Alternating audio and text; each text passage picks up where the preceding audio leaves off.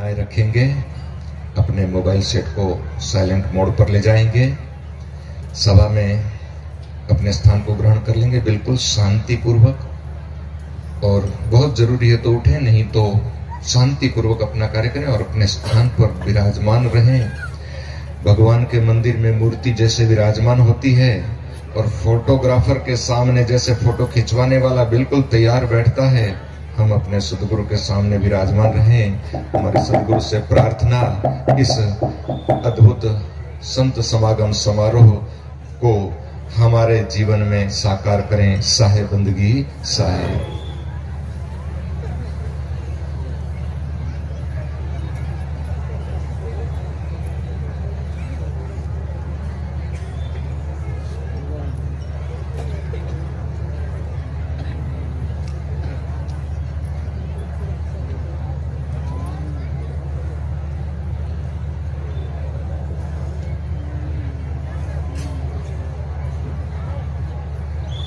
कबीर ऐसा सदगुरु मिला, जासे रहिए लाग, सब जग तो शीतल भया, मिटी अपनी आग।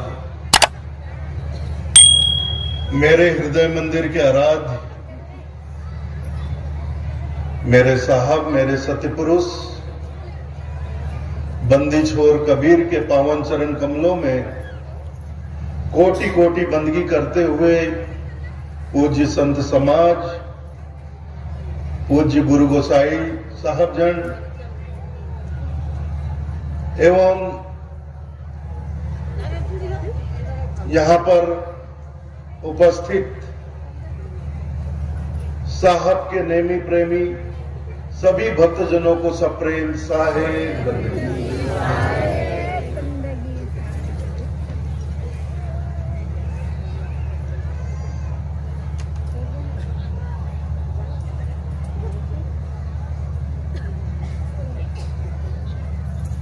27 वर्षों के पश्चात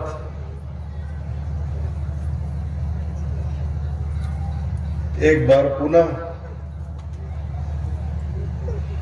आपके इस भुरभुसी ग्राम में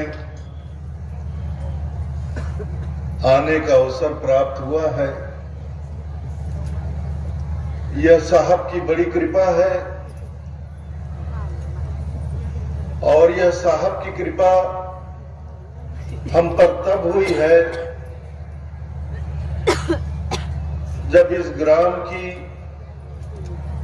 भक्तिमती माता पर्यटन दाई ने आमीन माता की भांति अपना सर्वस्व समर्पण करते हुए सतगुरु की भक्ति की। इसके फलस्वरूप ही आज हम सबको भुरभुसी गंडई ग्राम में संत समागम समारोह का लाभ प्राप्त हो रहा है। और मैं आपको बताऊं, बड़े ही हर्ष की बात है, आपके ग्राम की भक्तिमती पर्यटन माता जो हैं, उन्होंने अपना सर्वस्व कबीर पंथ को समर्पित कर दिया।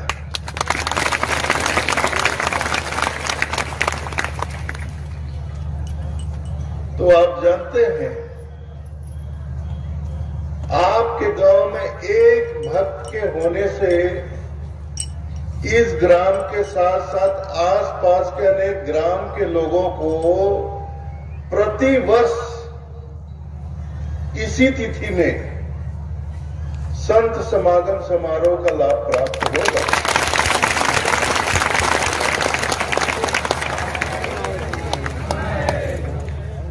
अब ये जरूरी नहीं कि प्रतिवर्ष मैं आऊं, अगर मैं ना आऊं तो संत समाज आएगा, गुरु गोसाई साहेब आएंगे, सुलक्षणा देवी आएगी, फिर कभी 2-3 साल में फिर मैं आ जाऊंगा। तो ये क्रम अब चलता रहेगा कि इन्होंने सारी व्यवस्था कर दी। ऐसे समारोह के लिए, व्यवस्था के लिए धन की आवश्यकता पड़ती है। तो इन्होंने अपना सर्व, जो भी इनकी खेती बाड़ी सब कुछ इन्होंने पंथ के लिए समर्पित कर दिया। तो उससे जो भी आवक होगी, उस आवक से प्रति वर्ष आपके इस बुरबुसी गांव में सतगुरु कबीर संत समागम समारोह होता है। और ये जिम्मेदारी इस गांव के साथ साथ आसपास जितने गांव में लगे हुए गांव में जितने कबीरपंथी साहब के भक्त हैं, उन सब की जिम्मेदारी बनती है कि वो एकजुट होकर प्रति वर्ष इस संत समागम समारोह की व्यवस्था करें। और इस संत समागम में जितने भी आसपास से लोग पधारते हैं उनकी सेवा भी करें। तो ये समझ लीजिए इस ग्राम के लिए एक बहुत बड़ी बात हो गई, बहुत बड़े सौभाग्य की बात हो गई।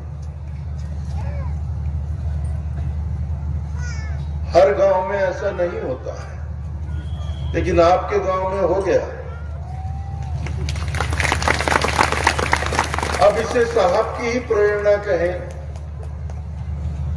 साहब की ही प्रेरणा कहें, साहब की कृपा हुई। अब इन्होंने भक्ति की तो साहब की कृपा हो गई। सयाने लोग कहते हैं ना, एक भक्त अपने पूरे कुल परिवार को तार देता है। एक भक्त अपने को तो तारता है, लेकिन अपने साथ साथ पूरे कुल परिवार को तार देता है। लेकिन पर्यटन माता ने तो पूरे ग्राम को तार दिया। तो बहुत अच्छा लगा। 1995 में माघ मेले के पूर्व मुझे यहां आने का सौभाग्य प्राप्त हुआ था। मुझे अच्छी तरह याद है, 27 बरस हो गए।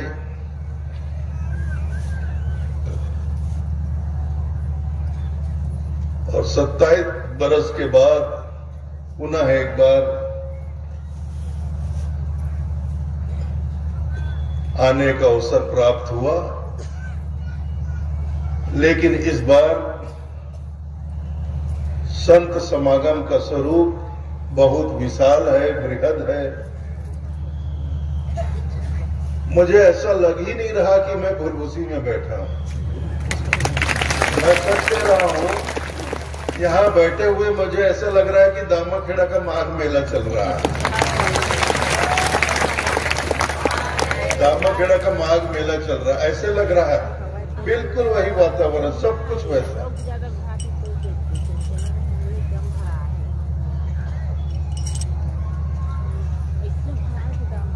और यहाँ हमारे पूजनीय संत जन पधारे हुए हैं।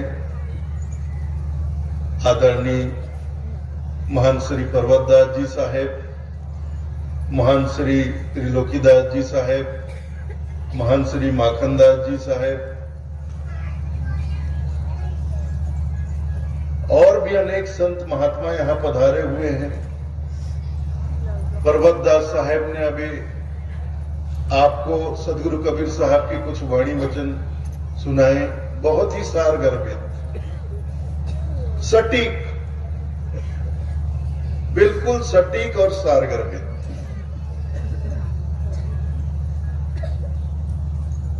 जीवन में संतों का दर्शन हो, उनकी संगति हो, उनका सत्संग हो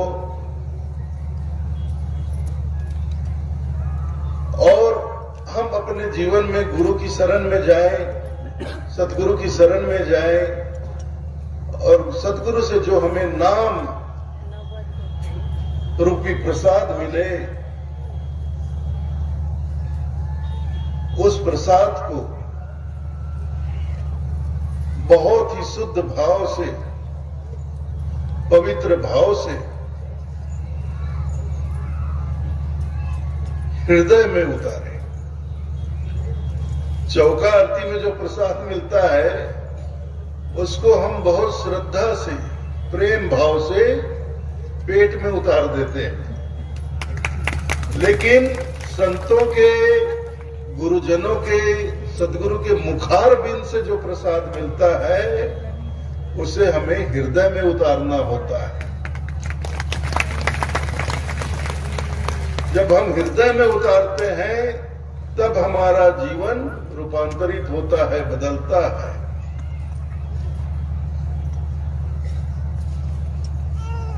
और हमारे बंदी छोर कबीर ने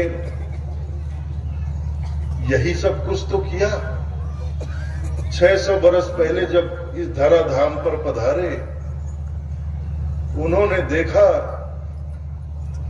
कि यह मानव समाज तो बहुत रुग्ण है, बीमार है। मानव समाज में तो बहुत सी बीमारियां फैल रही हैं। मानव समाज को बहुत सी बीमारियां लगी हुई है। कहीं संप्रदायवाद, कहीं जातिवाद, भेदभाव, ऊंच नीच, छुआछूत,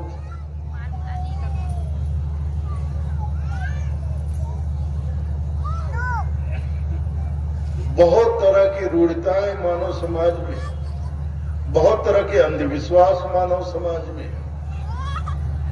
चाहे धर्म के नाम पर हो, चाहे समाज के नाम पर हो। बहुत सी कुरीतियां, बहुत से अंधविश्वास, और मानव समाज व्यर्थ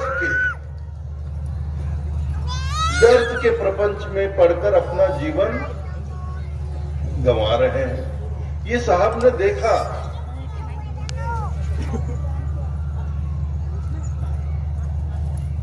कि मानव समाज, एक तो मानव जीवन जो देवताओं के लिए भी दुर्लभ होता है, उस मानव जीवन को पाकर यह मानव अपने जीवन को व्यर्थ गंवा रहा है। अपने मानव जीवन के महत्व को समझ नहीं पा रहा है।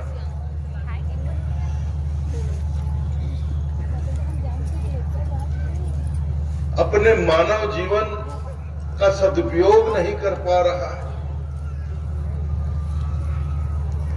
मानव जीवन व्यर्थ गंवाने के लिए नहीं है। मानव जीवन जीवन को सफल बनाने के लिए है। मानव जीवन जन्म जन्म की निद्रा को तोड़ने के लिए है। यह जो जीव अज्ञानता की नींद में पड़ा हुआ, पता नहीं कितने जन्मों से पड़ा हुआ है और इस भवसागर में भटक रहा है, एक के बाद दूसरा, दूसरे के बाद तीसरा, तीसरा, चौथा, पांचवा, अनेक योनियों में भटक रहा है। कहते हैं 84 लाख योनियों में अज्ञानतावश 84 लाख योनियों में भटक रहा है इस भवसागर में। और 84 लाख योनियों में भटकते भटकते भटकते अंत में उसे मानव योनि प्राप्त हुई, ये मानव शरीर प्राप्त हुआ है। लेकिन मानव शरीर प्राप्त करने के बाद भी मानव अपनी सुध नहीं ले रहा है, वह गफलत की नींद में ही पड़ा हुआ है। तो जब साहब ने देखा कि असंख्य जीवों ने मानव योनि प्राप्त कर ली, मानव शरीर प्राप्त कर लिया, उसके बाद भी नहीं जाग रहे, मोह और अज्ञानता की नींद में पड़े हुए हैं, तब उन्होंने अपनी वाणी की चोट मारकर जीवों को जगाने का काम किया। उन्होंने मानव समाज पर शब्द बाण चलाने शुरू किए, वाणी से, अपनी वाणी से चोट करना शुरू किया, क्योंकि चोट लगने से ही निद्रा टूटती है।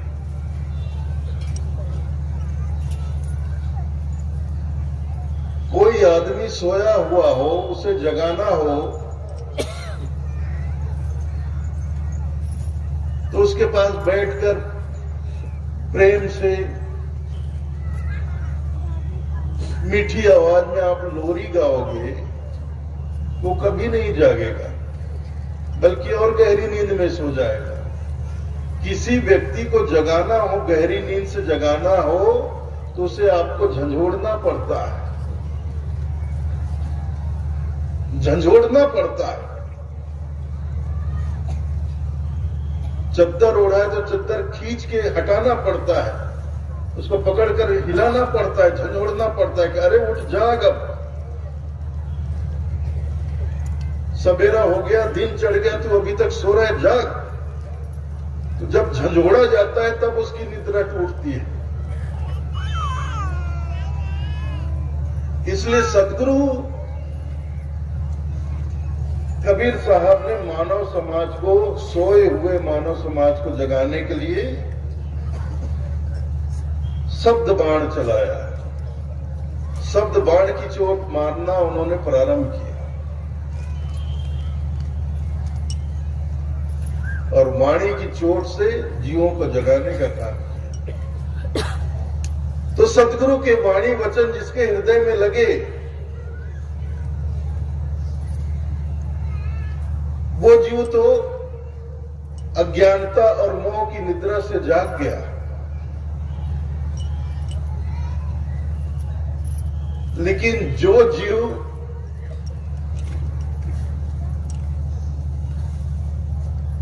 मतलब जिन्होंने साहब के, सदगुरु के, संतों के वाणी वचनों को सुनने से ही इनकार कर दिया, तो उनके लिए कोई उपाय ही नहीं बचा। वो आज भी अज्ञानता, अविवेक और मोह की निद्रा में पड़े हुए हैं और अपने मानव जीवन को व्यर्थ गंवा रहे हैं।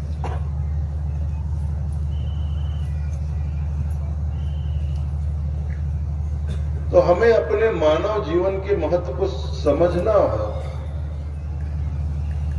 यह अनमोल है और बार बार नहीं मिलता।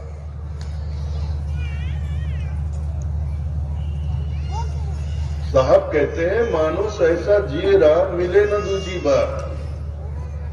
मानव जीवन दोबारा नहीं मिलता। मानुष ऐसा जिए रहा, मिली न दूजी बार। पक्का फल जो गिर पड़ा तो बहुरी न लागे डार।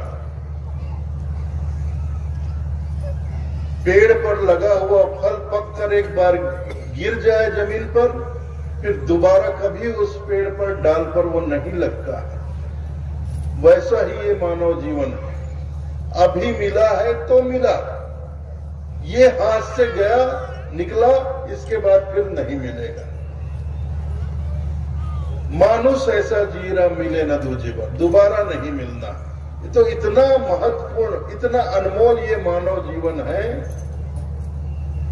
और इस अनमोल मानव जीवन का हम किस तरह से उपयोग कर रहे हैं।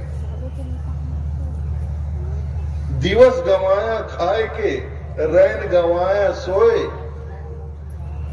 हीरा जन्म अमोल का, कौड़ी बदली जाए। साहब कहते हैं, दिन तो खाने पीने में, मौज मस्ती में हम गुजार देते हैं, रात सोने में गुजार देते हैं। तो ऐसा करके हम हीरे की तरह इस अनमोल जीवन को कौड़ियों में बदल रहे हैं। तो क्या ये बुद्धिमानी हुई? हीरे जैसे अनमोल जीवन को कौड़ी में बदलना। तो आपके पास हीरा हो, आपके पास हीरा हो और आप उसे किसी से कौड़ी में बदली कर ले, ये हीरा तू रख ले, कौड़ी मुझे दे दे, ये समझदारी होगी क्या?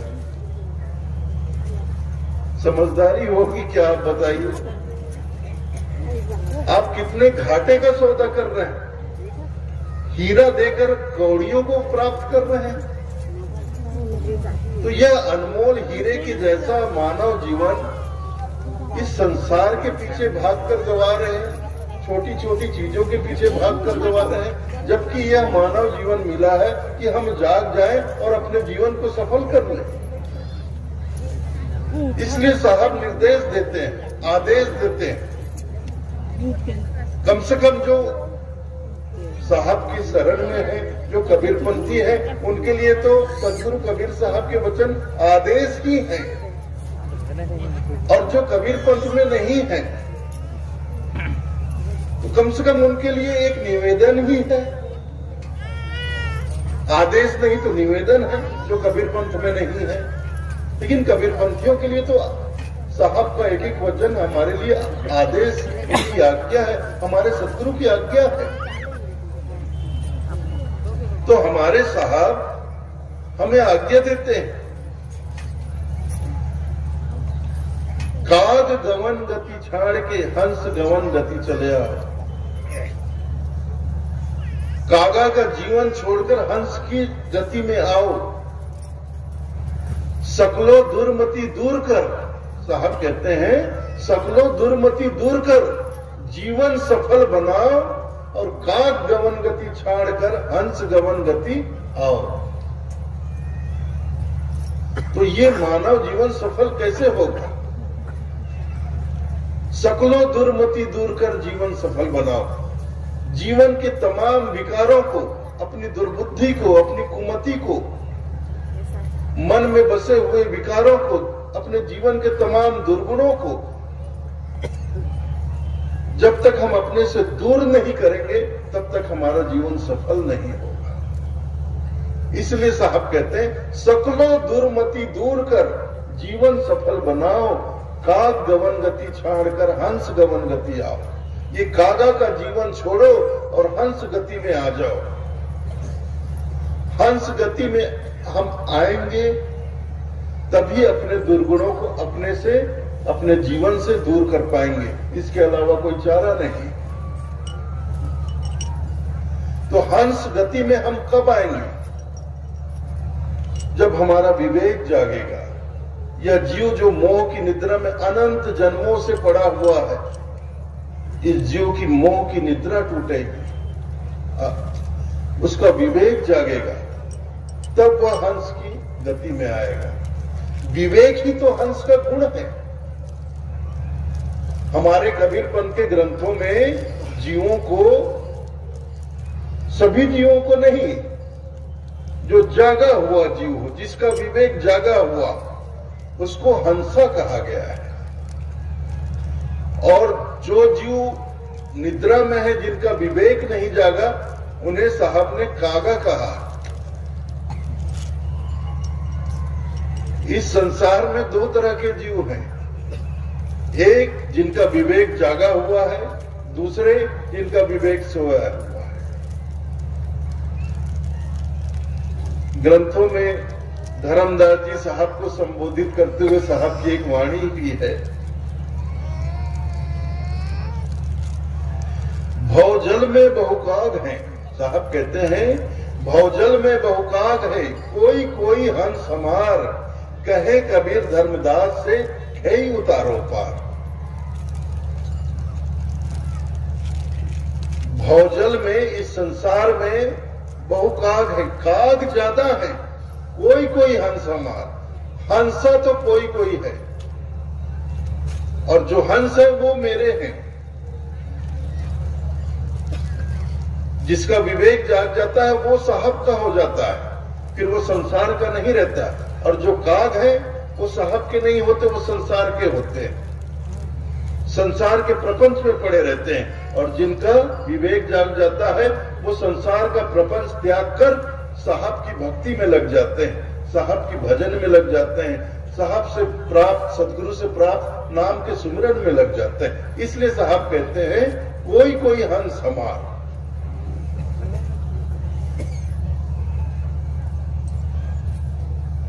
तो ये हंसा शब्द विवेक से जुड़ा हुआ है, हंस का गुण होता है। साहब ने विवेकी जीव को हंसा क्यों कहा? क्योंकि हंसा का एक गुण होता है, हंसा नीर छीर का विवेक करता है। दूध में पानी मिलाकर हंसा को दे दो तो दूध पी जाएगा, पानी छोड़ देगा, पानी अलग कर देगा। तो ये एक परख होती है उसके अंदर, परख होती है। वो नीर छीर का विवेक करता है, सत्य असत्य का विवेक करता है, सार असार का विवेक करता है, उचित अनुचित का विवेक करता है। तो जो ये कार्य कर सकता है, विवेक कर सकता है, वही अपने जीवन से बुराइयों को, दुर्गुणों को दूर करेगा और सद्गुणों को धारण करेगा।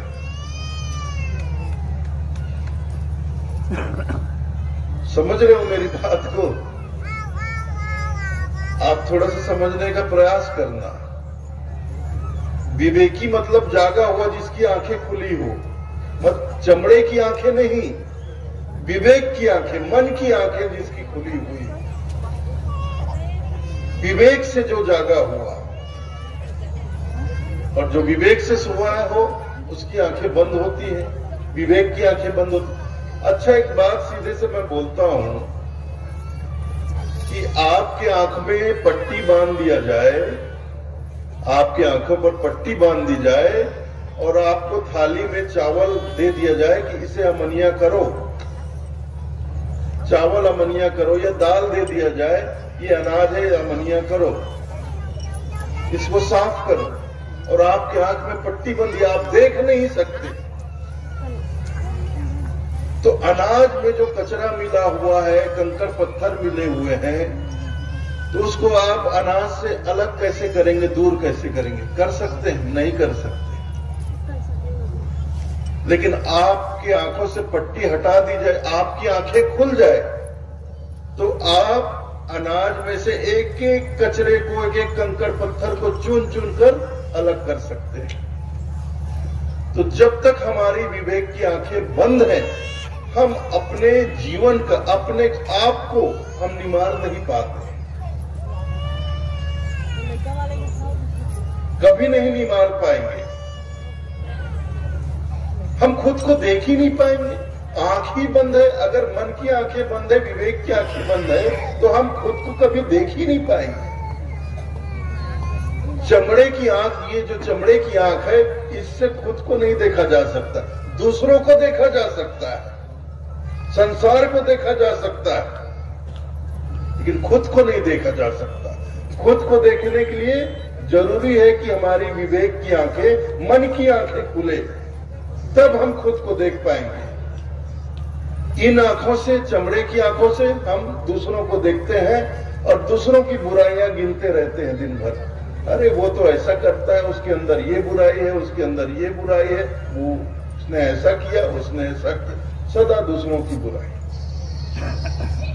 खुद का पता नहीं, खुद का कोई होश नहीं।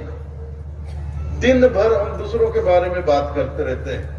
अरे उस आदमी ने ऐसा कर दिया, बड़ा गलत आदमी है, वो आदमी ऐसा करता है, वो ऐसा करता है, ये ऐसा करता है।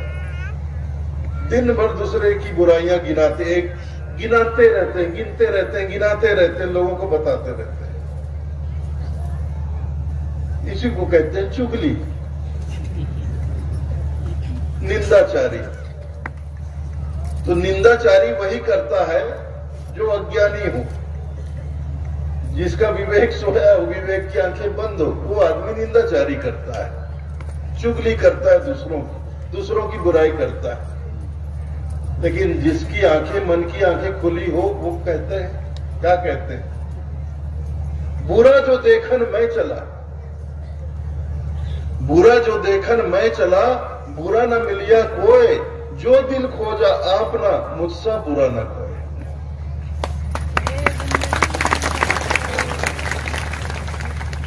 तो ऐसे तो कोई विवेकी हो, कोई ज्ञानी हो, वही कह सकता है। हमारे जैसे, आप जैसे, हमारे जैसे अज्ञानी ऐसा कह ही नहीं सकते। जो ज्ञानी होते हैं, विवेकी होते हैं, वो खुद के अंतर झांकते हैं, दूसरों की बुराइयां नहीं देखते, अपने भीतर देखते हैं, अपने मन को देखते हैं, अपने मन का निरीक्षण करते हैं, परीक्षण करते हैं, फिर अंत में समीक्षा भी करते हैं।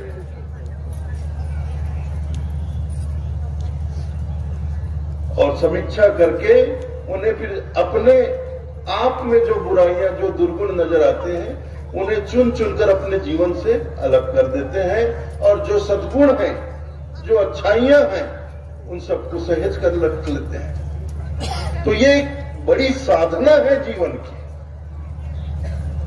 ये एक बड़ी साधना है जीवन की।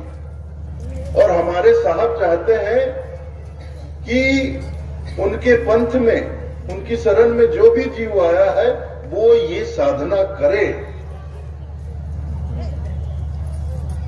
आत्मनिरीक्षण करे, परीक्षण करे, और अंत में समीक्षा करते हुए अपने जीवन में, अपने मन में जितने भी विकार हैं, दुर्गुण हैं, उसे अपने जीवन से दूर करें। तो सदगुरु कबीर साहब अपने तमाम भक्तों से चाहते हैं कि जीवन में ये साधना हो।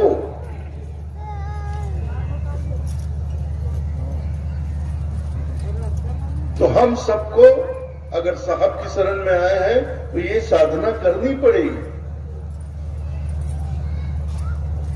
लेकिन हम नहीं करते, हम जाग ही नहीं पाते, विवेक की आंखें खोल ही नहीं पाते,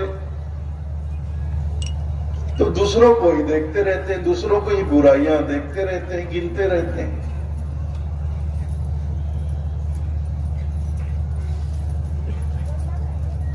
तो साधक हम बनेंगे तो साधक के लिए साहब कहते हैं साधु ऐसा चाहिए। साधक कैसा होना चाहिए? जो साधक होता है उसी को तो साधु कहा जाता है। साधु और किसे कहते हैं? जो साधना करे वो साधु है। तो साहब कहते हैं साधु ऐसा चाहिए जैसे सूप स्वभाव, सार सार को गही रखे थोथा दे उड़ा। तो साधक का स्वभाव कैसा होना चाहिए? जो हम लोग सूपा होता है ना छत्तीसगढ़ में, जिसमें अनाज फटकारते हैं, अनाज साफ करते हैं। साधु ऐसा चाहिए जैसे सूप स्वभाव, जैसे सूपे का स्वभाव होता है, सार सार को गही रखे थोथा दे उड़ाओ। जब सूपे में हम अनाज को साफ करते हैं, फटकारते हैं, तो वह सूपा जो होता है अनाज को रख लेता है, और अनाज में जितने भी कचरे मिले होते हैं, कंकड़ पत्थर मिला होता है, उसे दूर उड़ा देता है। ऐसा साधक का स्वभाव होता है और होना चाहिए। और उस सूपे की तरह हम अपने मन को भी इसी तरह से फटकारें, और मन में जो सद्गुणों के साथ साथ जो दुर्गुण भरे हुए हैं, उन दुर्गुणों को उड़ाकर दूर कर दें और सद्गुणों को बचाकर रख ले। सार सार को गही रखे थोथा दे उड़ा। ऐसा साधक का स्वभाव।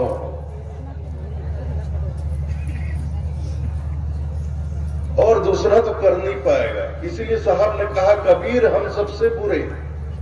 साहब क्या कहते हैं? कबीर हम सबसे बुरे, हमसे बुरा न कोई, ऐसा कर जो मान ही साधु कहावै सोए।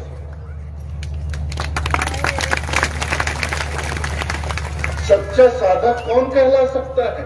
जो ये कहे कि कबीर हम सबसे बुरे, हमसे बुरा न कोई, कि मैं ही दुनिया का सबसे बुरा आदमी हूं, मुझसे बुरा दुनिया में और कोई नहीं।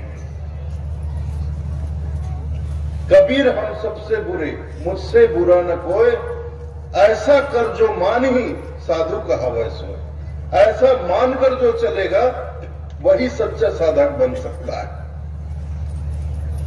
वही सच्चा साधक होगा, वही अपने जीवन का कल्याण कर पाएगा। अपने जीवन की तमाम बुराइयों को, कुरीतियों को, दुर्गुणों को दुर्मतियों को दूर करके जीवन सफल कर ले। तो यही हमारे सदगुरु की आज्ञा हो रही। सकलो दुर्मति दूर कर जीवन सफल बनाओ, काग गवन गति छाड़ कर हंस गवन गति आओ। तो कागा का जीवन हमने बहुत जी लिया, कागा के गति में हम बहुत रह लिए, कागा का चाल हम बहुत चल लिए। अब हमें कागा का चाल चलन छोड़कर हंस की गति में आ जाना है, साहब का हंस बन जाना है, विवेकी बन जाना है। अपने विवेक को जगा लेना है और अपने जीवन के दुर्गुणों को दूर करके अपने जीवन को सफल बना लेना है। नहीं तो कबीर पंथ में आने का कोई मतलब नहीं। अगर ऐसा हम नहीं करते हैं तो कबीर पंथ में आने का कोई मतलब ही नहीं। कबीर पंथ में आकर भी हम पहले की तरह ही अपना जीवन बिता रहे हैं, वही दुनिया का प्रपंच, वही सारा ढकोसला, वही सब कुरीतियों में पड़े रहना, वही सब आडंबरों में पड़े रहना, जीवन में भेदभाव भरा रहना, कहीं संप्रदायों का भेदभाव, कहीं जाति का भेदभाव, कहीं कबीरपंथी गैर कबीरपंथी का भेदभाव। भेदभाव को तो हमारे सदगुरु बिल्कुल ही स्वीकार नहीं करते। सदगुरु तो मानव मानव के बीच जितने भी भेदभाव की दीवारें खड़ी है उन तमाम दीवारों को वो गिरा देना चाहते थे। मानव मानव के बीच जितनी खाइयां खुदी हुई हैं उन तमाम खाइयों को वो पाट देना चाहते थे। साहब चाहते थे कि मानव को मानव की दृष्टि से देखे, ना कि जाति धर्म संप्रदाय की दृष्टि से देखे।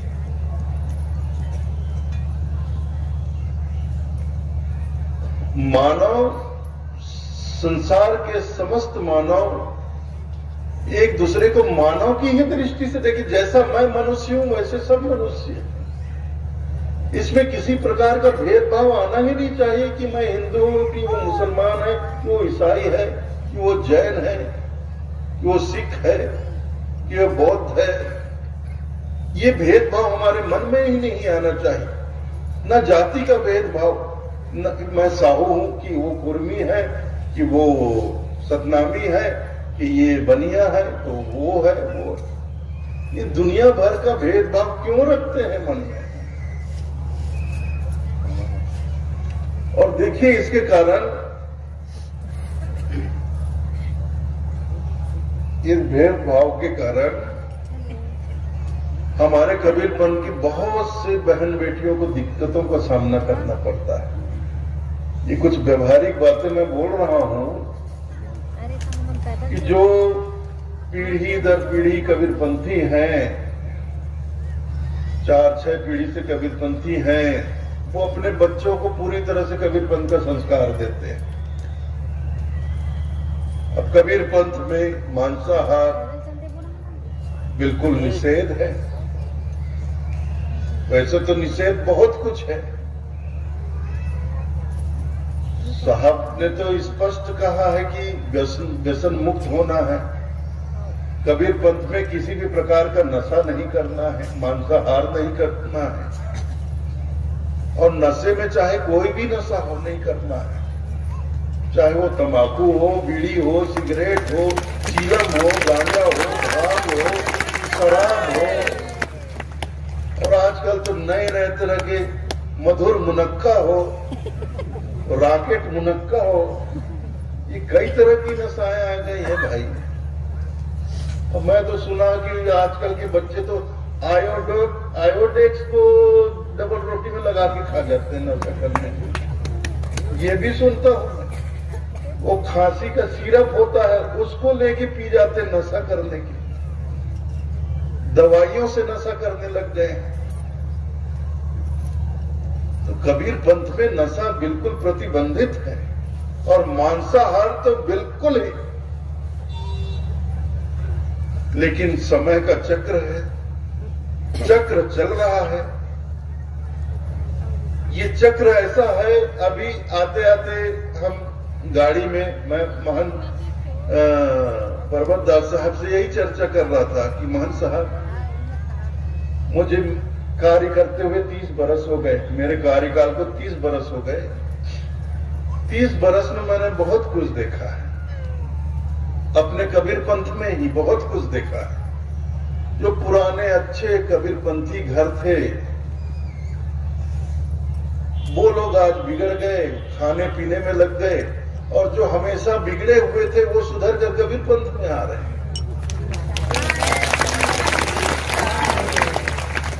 मतलब 4-4, 5-5 पीढ़ी के कबीरपंथी थे, अच्छे कबीरपंथी थे, आज नई पीढ़ी के उनके बच्चे खाने पीने में लग गए, वो बिगड़ रहे। और सदा से जो बिगड़े हुए थे, खाने पीने में लगे थे, वो सुधर कर कबीरपंथ में कबीरपंथ को अपना रहे, कबीरपंथ में आ रहे हैं। तो ये कैसा चक्र है, समझ में नहीं आता।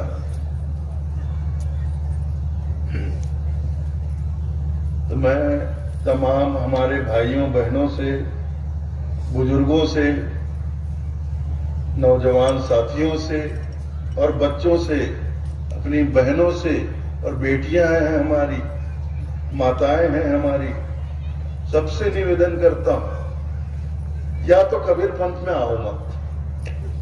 अगर आ गए कबीर पंथ में, तो साहब की जो आज्ञा हो रही है, साहब जो हमें उपदेश दे रहे हैं, साहब जो हमें शिक्षा दे रहे हैं, साहब जो हमें मार्ग बतला रहे हैं, उस मार्ग पर दृढ़ता से चले, दृढ़ता पूर्वक चले, और अपने साहब, अपने सदगुरु बंदी छोर कबीर के एक एक वचनों का जीवन में दृढ़ता पूर्वक पालन करें। ना किसी दबाव में आए, ना किसी तकलीफ से डरे, ना किसी कष्ट से घबराएं। साहब के पंथ में निर्भीक होकर आए। आना कबीर पंथ में ये खाला का घर नहीं, आते हैं कोई सुरनर जिन्हें दुनिया का डर नहीं। अगर कबीर पंथ में आना है तो निर्भीक होकर आओ, पूरी बहादुरी से आओ, दृढ़ संकल्प के साथ आओ। ये कबीर पंथ जो है, ये कायर डरपोक लोगों का पंथ नहीं है। आना कबीर पंथ में ये खाला का घर नहीं। खाला मुसलमान लोग मौसी को कहते हैं, कबीर पंथ को मौसी का, रिश्तेदारों का घर समझकर मत आ जाना। रिश्तेदारों के घर जाके हम कुछ भी मनमानी करते हैं, हमें कोई रोकने टोकने वाला नहीं, कोई बोलने वाला नहीं। चाहे मामा के घर जाए, चाहे मौसी के घर जाए, चाहे जैसी मनमानी करते रहते हैं वहां जाकर, कोई हमें रोकता नहीं, बोलता नहीं, टोकता नहीं। लेकिन कबीर पंथ खाला का घर नहीं, मौसी का घर नहीं, मामा घर नहीं। आना कबीर पंथ में खाला का घर नहीं, आते हैं कोई सुरनर। सुरनर मतलब वीर, बहादुर लोग, सूरवीर लोग। इनका ये पंथ है, सूरवीर लोगों का ये पंथ है, जो दृढ़ता पूर्वक इस पंथ में आए और दृढ़ता पूर्वक अपने साहब के पंथ को, कबीर पंथ को अपनाकर, दृढ़ भाव से, पूरी दृढ़ता से पंथ को अपनाकर, साहब के एक एक वचनों को अपनाकर, साहब के बतलाए हुए रास्ते पर चले। और साहब का मार्ग इतना सुगम नहीं है, सुगम नहीं है। साहब कहते हैं, पंथ हमार खाड़े की धारा, दृढ़ होए गहे सो उतरे पारा। सतगुरु कबीर साहब कहते हैं, पंथ हमार खाड़े की धारा, मेरा पंथ तलवार की धार है। खाड़े की धारा, खाड़ के मतलब तलवार की धार, मेरा पंथ तलवार की धार है, दृढ़ होए गहे सो उतरे पारा। जो दृढ़ होकर मेरे पंथ को ग्रहण करेगा, अपनाएगा, वही पार उतरेगा। और जो लचर पचर करते हुए इस पंथ में आएगा वो तो तलवार की धार पर चल ही नहीं पाएगा। वो तो छोटी छोटी बातों पर रोता रहेगा, छोटी छोटी बातों की शिकायत करता रहेगा कि हमारे साथ ऐसा हो गया, हमारे साथ ऐसा हो गया, हमारे साथ उसने ऐसा कर दिया, हमारे साथ उसने ऐसा कर दिया। समाज वाले हमें परेशान कर रहे हैं कि वो समाज वाले हमें परेशान कर रहे हैं कि गैर कबीरपंथी हमें परेशान कर रहे हैं। नहीं, फिर कोई मतलब ही नहीं हुआ आपके कबीरपंथ में आने का। आप सिर्फ भीड़ बढ़ा दिए हो और कुछ नहीं, इससे ज्यादा कुछ नहीं। आप भीड़ बढ़ा दिए हो। आना है तो पूरी दृढ़ता से आओ, संकल्प के साथ आओ कि मैं कबीर पंथ को पूरी दृढ़ता से अपनाऊंगा, चाहे मेरी जान क्यों न चली। जब पर्वतदास साहब ने कहा ना, चाहे हमें अपनी जान भी खपाना पड़े, जान भी गंवानी पड़े, तो भी हम अपने मार्ग से, अपने कबीर पंथ साहब के बतलाए हुए मार्ग से डिगेंगे नहीं, पूरी दृढ़ता से चलेंगे। कुछ लोग शिकायत करते हैं कि जैसे गांव में मड़ई मातर होता है तो पूरे गांव से चंदा लिया जाता है। साहब हम लोगों से भी चंदा मांगते हैं, तो लेकिन मड़ई मातर में बलि चढ़ाई जाती है, बकरा काटा जाता है, तो हम चंदा देंगे तो पाप तो हमको भी बिल्कुल लगेगा, 100% पाप लगेगा। साहब ने स्पष्ट कहा है, जीव मत मारो बापुरा, सब घट एक है प्राण, जीव हत्या छूटे नहीं कोटिन सुनो पुराण। अगर ऐसे कार्यों में आप किसी भी तरह का सहयोग देते हैं तो पूरी तरह से उस हत्या का पाप, जीव हत्या का पाप आपको भी लगेगा और वो फिर जीवन में कभी छूटेगा नहीं। और अगर लोग बोलते हैं कि अगर तुम्हें गांव में रहना है तो सहयोग करना ही पड़ेगा, नहीं तो तुम्हें बिरादरी से अलग कर दिया जाएगा, समाज से अलग कर दिया जाएगा, गांव से बहिष्कृत कर दिया जाएगा, तो आते हैं कोई सुरनर जिसे दुनिया का डर नहीं। ऐसे लोगों को बोले तुम क्या बहिष्कृत करोगे, मैं तुमको बहिष्कार करूंगा।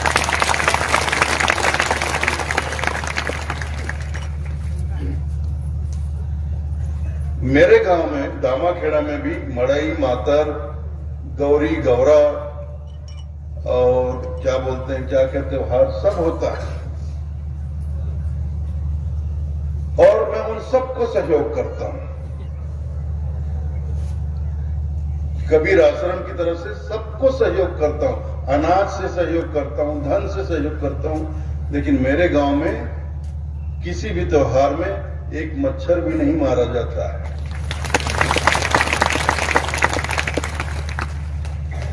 लेकिन पता नहीं भाई क्या हो गया है लोगों को, ये कैसा पागलपन सवार हो गया है। आजकल जिधर देखो उधर लोग बलि प्रथा एकदम, अरे बलि प्रथा तो पुरातन काल में लोग जब इतने ज्ञानी नहीं थे, उनका बौद्धिक विकास नहीं हुआ था, कुछ जानते समझते नहीं थे, धर्म के मर्म को नहीं समझते थे, उस जमाने में लोग तंत्र मंत्र जादू टोना बलि चढ़ाते थे। लेकिन दुनिया बदल चुकी, 21वीं सदी में आप जी रहे हो और 21वीं सदी में आकर आप तंत्र मंत्र जादू टोना बैगा ओझा तांत्रिकों के चक्कर में पड़े हो, बलि चढ़ाते हो, कहीं मंदिर में चढ़ा रहे हो, कहीं माता के द्वार पे चढ़ा रहे हो, तो गजब की बात है।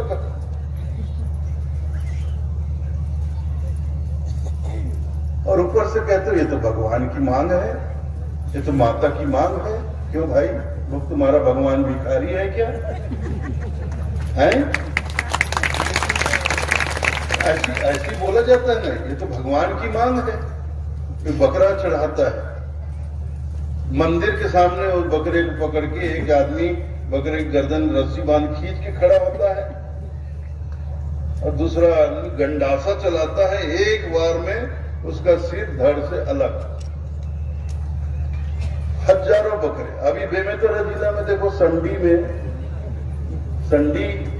कोई माता का मंदिर है, माता का मंदिर, माता माता माता का मतलब समझते हो? माँ किसे कहा जाता है? माँ किसे कहा जाता है? जो जननी हो।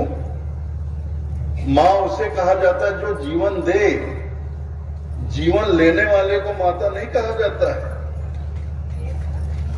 माता का दरबार वो होता है जहां मुर्दा जाए जिंदा होकर खड़ा हो जाए, उसको जीवन मिल जाए, वो माता का द्वार। और जहां जिंदा मुर्दा हो जाए उसको माता का द्वार, भगवान का द्वार नहीं कहते, उसे कत्ल खाना कहते हैं, उसे बूचर खाना कहते हैं, उसे कसाई खाना कहते हैं। ये काम कसाईयों का है जो मासूम प्राणियों का वध करता है। तो ये हर संप्रदाय में हो रहा है, चाहे हिंदू हो मुसलमान हो। और आज से नहीं, पहले से 600 बरस साहब ने क्या कहा?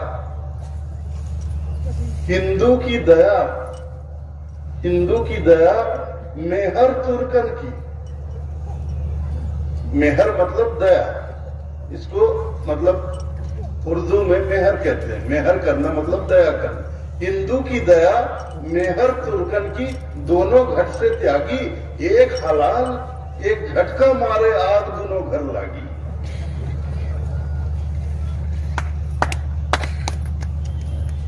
हिंदू भी भटका हुआ है, मुसलमान भी भटका हुआ है। हिंदू ने भी दया का त्याग कर रखा है। और देखो, दया का त्याग मतलब अपने धर्म का ही त्याग। हिंदुओं ने अगर दया का त्याग कर दिया, इसका मतलब वो हिंदुओं ने अपने धर्म का ही त्याग कर दिया। क्योंकि हिंदू संप्रदाय के सबसे पावन ग्रंथ रामचरितमानस में तुलसीदास जी ने कहा, दया धर्म का मूल है, पाप मूल अभिमान, तुलसी दया न छाड़िए जब लग घट में प्राण। तुलसीदास जी कह रहे हैं जो दया है ये धर्म का मूल है, धर्म का जड़ है। सिर्फ धर्म नहीं का मूल, सिर्फ धर्म नहीं, धर्म की जड़ है ये दया। दया के आधार पर ही धर्म खड़ा हुआ है, धर्म का वृक्ष खड़ा हुआ है। साहब ने भी कहा, जहां दया तहां धर्म है, जहां क्रोध तहां काल, जहां लोभ तहां पाप है, जहां क्षमा तहां आप। तो जहां दया है वहीं धर्म है। और अगर हम दया का ही त्याग कर रहे हैं, मतलब हम अपने धर्म का ही त्याग कर रहे हैं।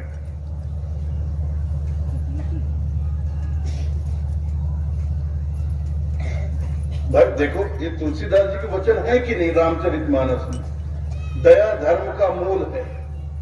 भाई आप लोग रामायण भी तो सुनते होंगे, रामायण नवधा सब ये गांव-गांव में चलता है। आपने नहीं सुना? गोस्वामी जी ने कहा है रामायण में दया धर्म का मूल है। गोस्वामी जी ऐसा तो नहीं कह रहे हैं कि हिंदू धर्म का मूल है, ऐसा बोल रहे हैं क्या? हिंदू धर्म का मूल है ऐसा बोल रहे हैं? नहीं, दया धर्म का मूल है। दया जो है वो धर्म का मूल है। अगर धर्म के मूल को ही हम नहीं अपनाएंगे तो हम कैसे धार्मिक लोग हैं? कैसे कह सकते हैं कि हम धार्मिक लोग हैं, कि मैं आस्तिक हूं?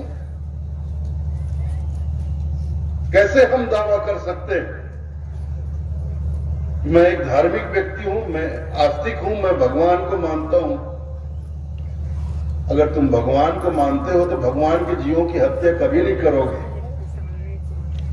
अरे ये संसार किसने बनाया? संसार में जितने प्राणी हैं, जीव जंतु हैं, चाहे पशु हो, पक्षी हो, मानव हो, जो भी है, जितने प्रकार के, किसने बनाया? भगवान ने बनाया। तो इस संसार में जो कुछ भी है भगवान का ही तो है। तो भगवान को कुछ चाहिए, जैसे कि लोग बोलते हैं ये भगवान की मांग है। अगर भगवान को इस संसार से कुछ चाहिए तो भगवान खुद नहीं ले लेगा। भगवान को हमसे क्यों मांगना पड़ेगा?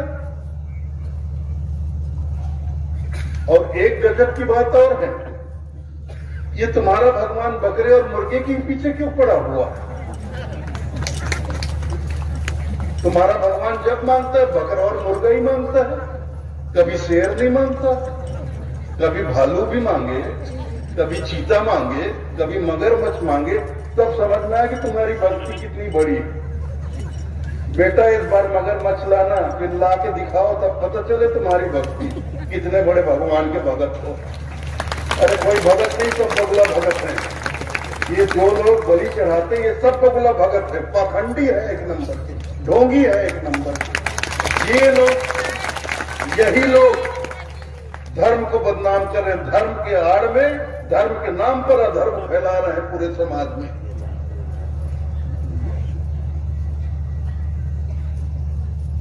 मां की मांग, मां जननी, जीवन देने वाली, जो जीवन दे उसके दर पे, उसके दरवाजे पे किसी का जीवन छीन लेते हो और सोचते हो कि माता मुझ पर प्रसन्न हो जाएगी। कैसे प्रसन्न हो जाएगी? वो जीव भी तो उसी माता का जना हुआ है। हमें किसने जना? माता ने जना। तो उस जीव को किसने जना? बकरे को किसने जना? मुर्गे को किसने जना? उसको भी मां ने तो जना। संसार के जो पालनहार हैं वही तो सबको जन्म दे रहे हैं।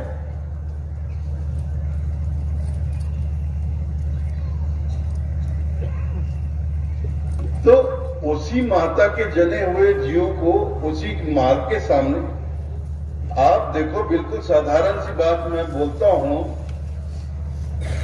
आदमी जो है, लोग यहाँ पे महिलाएं हैं, महिलाएं माताएं हैं, इसके छोटे छोटे बच्चे हैं, बेटे हैं, बेटियां, उस मां के सामने उसके बच्चे को थोड़ी सी तकलीफ, मैं मारने की बात, मैं कत्ल करने की बात नहीं कर रहा हूं, किसी माता से उसका बच्चा छीन लो, उसके बच्चे को थोड़ी सी तकलीफ दो, उसको थोड़ा चिमटो, थोड़ा उसका हाथ दबाओ, बच्चा रोने लगे दर्द से, वो माता क्या करेगी पूछो जरा।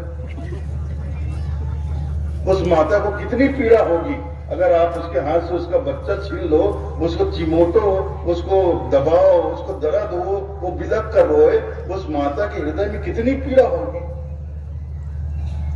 तो सोचो आप कि ये नवरात्रि पे जब आप माता के मंदिर में उसी के संतानों को, उसी के जीवों को, उसी के पैदा किए जीवों को आप धड़ाधड़ सिर्फ उड़ा देते हो, मुंडी काट देते हो, तो उस दरबार में बैठी हुई माता के हृदय में कितनी पीड़ा होती होगी। वो तुम सोचते हो वहां बकरा काटकर तुम उस मां से अपने लिए दुआ प्राप्त करोगे, आशीर्वाद प्राप्त करोगे? कभी नहीं। अगर मां के मंदिर में, भगवान के मंदिर में ऐसा अधर्म करोगे तो केवल बद्दुआ मिलेगी, श्राप मिलेगा, इसके अलावा और कुछ नहीं मिलेगा। बचो, दया करो। साहब कहते हैं दया करो, धर्म को पालो, जग से रहो उदासी, अपना सा जीव सबको जानो, तभी मिले अविनाशी। दया करना सीखो, दया करो, धर्म को पालो, दया ही धर्म है।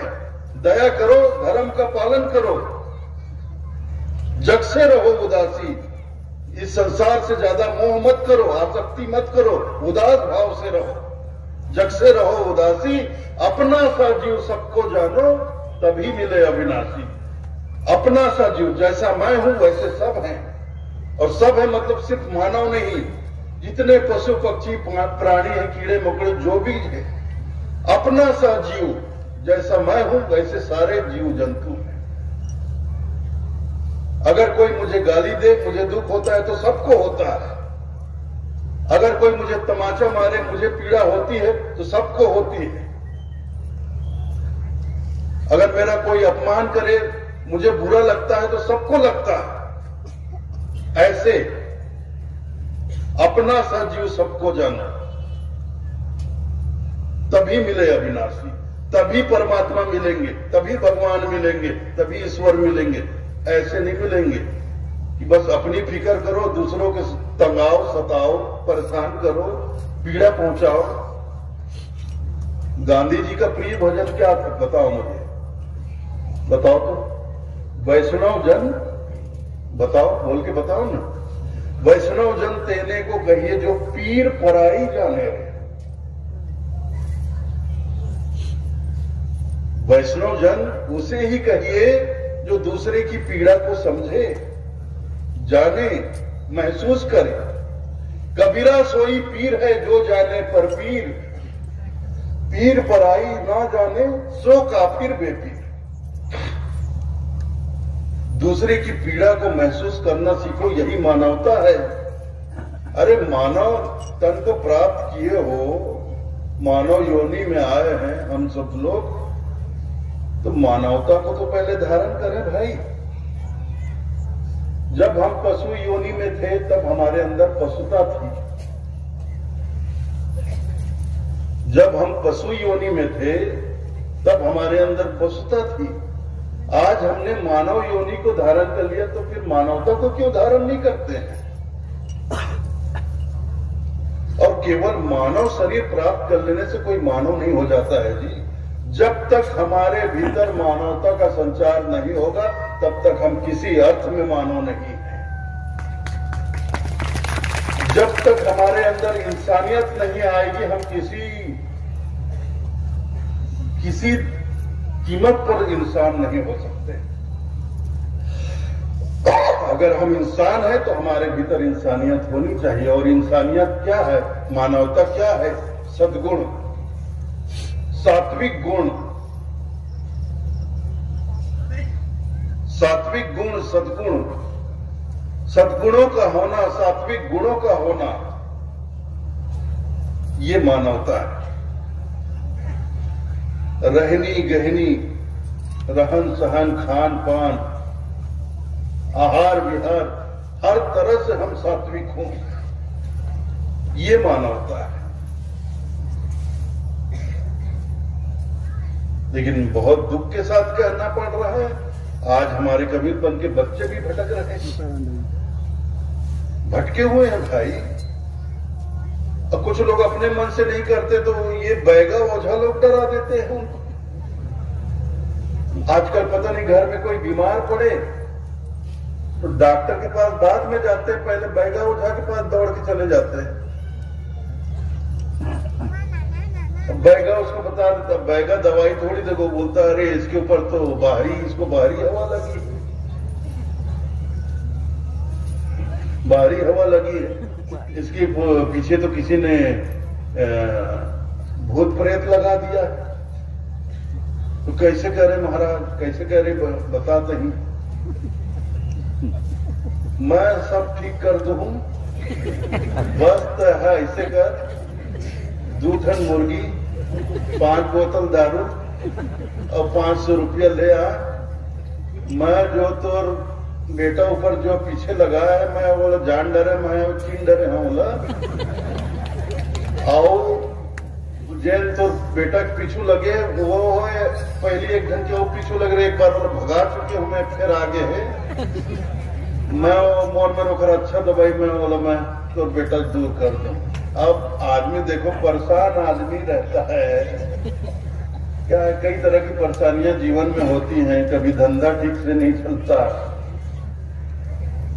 कभी घाटा हो जाता है, कभी नुकसान हो जाता है, कभी घर में परिवार में कोई सदस्य लगातार बीमार चलता है, तो आदमी परेशान आदमी दुख और परेशानी में कुछ भी करने को तैयार हो जाता।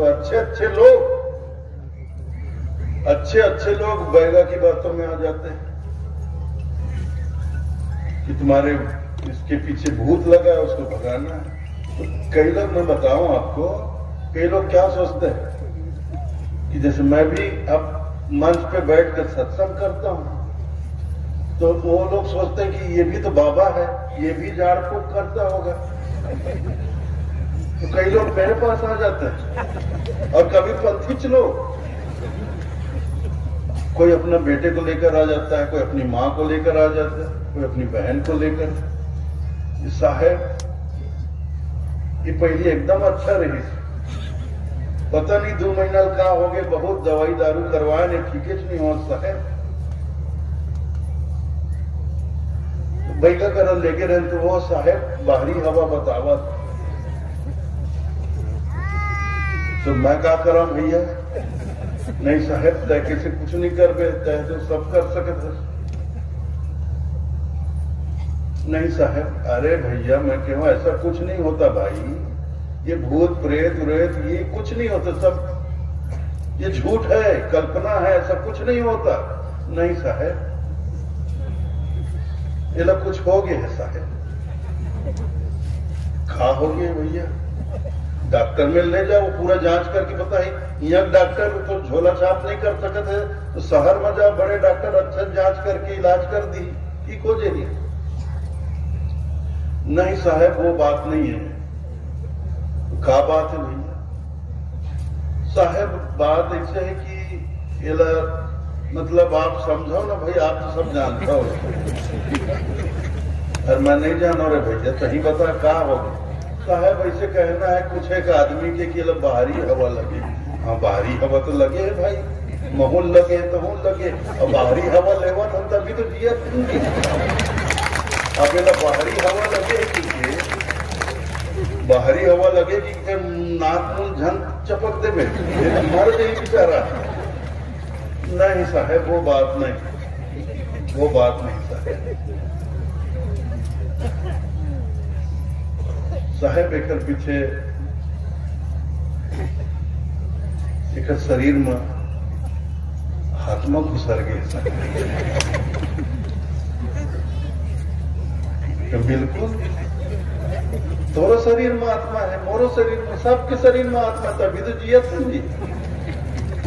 बिना आत्मा के कोई शरीर है चलते फिरते का? नहीं साहेब, एक आत्मा तो है, एक नाम आत्मा घुसर गई। गजब बात करता सियार मन की थे, एक म्यान में दो तलवार नहीं आ सकते कि तसे एक शरीर में दो टन आत्मा, ऐसे कैसे हो सकत भैया? नहीं साहब, आप मजाक घन बनाओ साहब, वो बहुत शैतान आत्मा है साहब। तो तय कौन से शरीर आत्मा होती है? तो अंदर कब का शराफत है, तय दुनिया में शैतानी नहीं करस, तय दूसर के बारे में वो गलत नहीं सोचत, दूसर के नुकसान नहीं करत, तय जिंदगी में कोई शैतानी नहीं करे, तो शैतान आत्मा भैया। नहीं साहेब, आप समझत नहीं हो, ये भटके हुए आत्मा है साहेब। कहता है कौन से ठिकाने लगे आत्मा से, दौर कौन से मुक्ति हो है, तो वो तो पता नहीं कब का जन्म से ये संसार में बहुत सागर में भटकत है, तभी भटकत उसका। और तही का दुनिया भर के यहाँ करोड़ों आत्मा संसार में जन्म जन्म से भटकत हो, सब भटके आत्मा है। तो कौन भटके आत्मा की तालो मन भाग जाते, वही कौन जानी कौन भाई का करा जाता है। तो उन कानून के बाद में तो ये बहेगा कोनिया लोगों के पास में, हमारे छत्तीसगढ़ में भी होता है भाई। मेरे पास लोग आ जाते हैं ऐसे, कई बार आ जाते हैं, उनको समझाता हूँ, बुझाता हूँ, कई बार डॉक्टर के पास भी भेजता हूँ, लेकिन मानते ही नहीं लोग। अब ये पता नहीं कैसे कितनी जड़ता है हमारे दिमाग में, ये अंधविश्वास, ये आडंबर और ये रूढ़िता, ये पाखंड की जड़ सदियों सदियों से हमारे मन मस्तिष्क, इसकी जड़ मन मस्तिष्क में इतने गहरे तक उतरी हुई है, इस कभी कभी समझ में नहीं आता कि ये जड़ कब निकलेगी बाहर, कितना समय लगेगा इसको निकलने में। मैं तो सोचता हूं तो मैं खुद ही हैरान हो जाता हूं।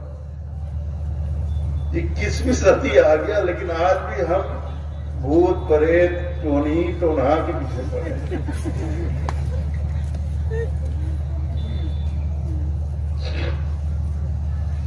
बहुत लोग दावा करते हैं भूत, आज ये मन से मैं चैलेंज कर रहा हूं, आज इस मन से मैं चैलेंज कर रहा हूं। कोई मेरे को भूत, ये बैगा लोग बोलते हैं भूत हम मोर में काबू करके रखे हो, ये दुनिया, वही आपका जिस बैगों को आप मानते हो बैगा मेरे को भूत दिखा दे, 10 लाख रुपया नगद उसी टाइम दूंगा।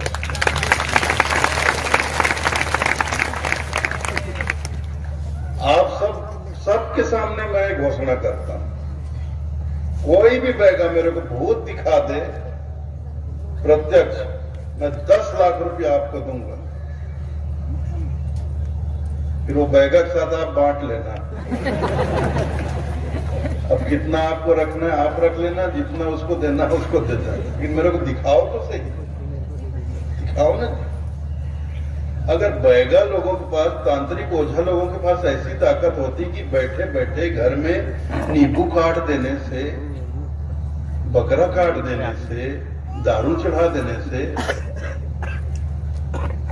अजीब टाइप का वो बना लेते हैं, और वो ऐसा सब त्रिशूल उर्सूल, खोपड़ी उपड़ी, हड्डी, ये करने से दूर कहीं किसी पर प्रभाव पड़ता हो तो ऐसे लोगों तो केंद्र सरकार अपने इसमें रखे, मतलब देश की सुरक्षा विभाग में रखे, ताकि वहां दिल्ली में बैठकर, ऑफिस के अंदर बैठकर ये लोग पाकिस्तान के आतंकियों के ऊपर जादू टोना करें, उनको घुसने से पहले ही। नहीं क्या? नहीं भाई, ठीक बोल रहा हूं ना? अगर सच में ऐसा होता तो ये तो बहुत बड़े बड़े पोस्ट में होते हैं लोग, भयानक तनख्वाह मिलती इनको, सरकार हर तरह की सुविधा देती। फिर ये 500-400 रुपए के लिए ऐसे गांव के भोले भाले लोगों को थोड़ी बेवकूफ बनाते हैं। अरे कुछ नहीं होता भाई, जागो जागो जागो, ये मानव जीवन जागने के लिए है, अपना जीवन सफल बनाने के लिए है। तो साहब की आज्ञा को समझिए आप लोग, कबीरपंथी लोग, और जो कबीरपंथी नहीं है वो साहब के निवेदन को समझिए। सकलो दुर्मति दूर कर जीवन सफल बनाओ, काग गमन गति छोड़कर हंस गमन गति आओ।